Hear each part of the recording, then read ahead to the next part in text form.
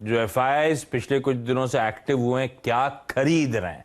दीपाली वो ढूंढ लाई है। दीपाली बताने वाली है कि वीरू फूफा खरीद क्या। पहले तो दीपाली ये बताओ आप, ये पिछले 2 महीने जून से लेकर जुलाई के बीच में फूफा ने दरअसल खरीदारी करी कितनी है? एफआईआईज की बाइंग नेट रही, क्वांटम कितना रहा है?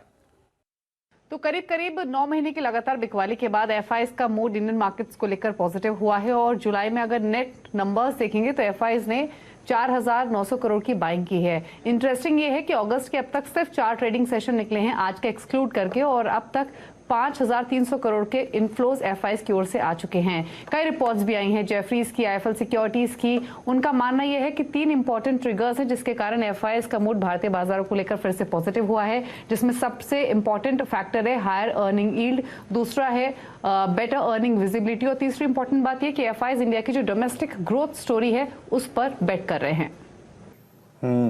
दीपाली, एग्जैक्टली तो ये हेडलाइन नंबर्स रहा पर मंथली बेसिस पे, लेकिन अगर मैं पूछूं कि आपसे कि कौन से एग्जैक्टली सेक्टर्स में उन्होंने अपना एक्सपोजर बढ़ाया है, किस में रिड्यूस किया है, तो डेटा क्या कहता है? कई सेक्टर्स हैं जिनमें एफआईआईज की ओर से फ्लोस बढ़ता हुआ दिखा है। बैंक, सीमेंट, कंस्ट्रक्शन, यहां एफआईआईज ने खरीदारी की है जुलाई ऑनवर्ड्स। इनफैक्ट पिछले 9 महीनों से लगातार इस पॉकेट में एफआईआईज बिकवाली कर रहे थे, खासतौर से बैंक्स में, लेकिन अब जो एलोकेशन है वो एफआईआईज का बैंक्स में 32% के आसपास है, जो कि हाईएस्ट है सिंस नवंबर 2021। सिमिलरली बैंक्स, सीमेंट के अलावा एफएमसीजी में एफआईआईज ने अपना एलोकेशन बढ़ाया है। अब जो एलोकेशन है वो 11% के आसपास है, जो कि जून 2020 के हाईएस्ट लेवल्स पर है, यानी पिछले 1 साल के ऊपरी स्तरों पर एफआईआईज का एलोकेशन एफएमसीजी स्पेस में आ चुका है। 9 महीने से एक रियल्टी एक और स्पेस था जहां पर एफआईआईज लगातार बिकवाली कर रहे थे। बहुत एक्सटेंसिव बाइंग तो उन्होंने नहीं की है, लेकिन इनफ्लोज एफआईआईज के रियल्टी पॉकेट में भी आना शुरू हुए हैं।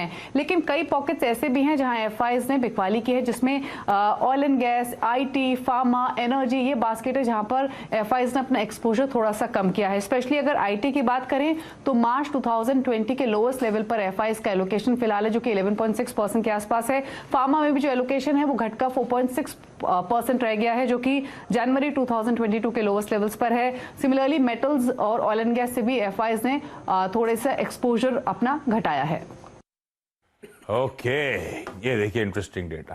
बैंक्स में वो दिख भी रहा था, बैंक्स में खैर वो हेवीवेट नाम जब आईसीआईसीआई बैंक जैसे चल रहे हैं, बैंक्स खरीद रहे, सीमेंट में खरीदारी हो रही है। एफएमसीजी में हमने देखा था लोअर लेवल से बहुत अच्छी रिकवरी आती हुई, एफएमसीजी स्टॉक्स में बाइंग हुई है, और रियल्टी की अच्छी पिटाई के बाद कुछ इंस्टेंसेस दिख रहे हैं कि एफआईआईज थोड़ा सा एक्यूमुलेशन उस पॉकेट में कर रहे हैं। अभी भी आईटी में बिकवाली कंटिन्यू होती हुई, ऑयल एंड गैस, फार्मास्यूटिकल्स, इस समय ये वो पॉकेट्स हैं जिससे एफआईआईज दूर है या अभी भी रह के बिकवाली का प्रेशर इन पॉकेट्स पे हावी होता हुआ नजर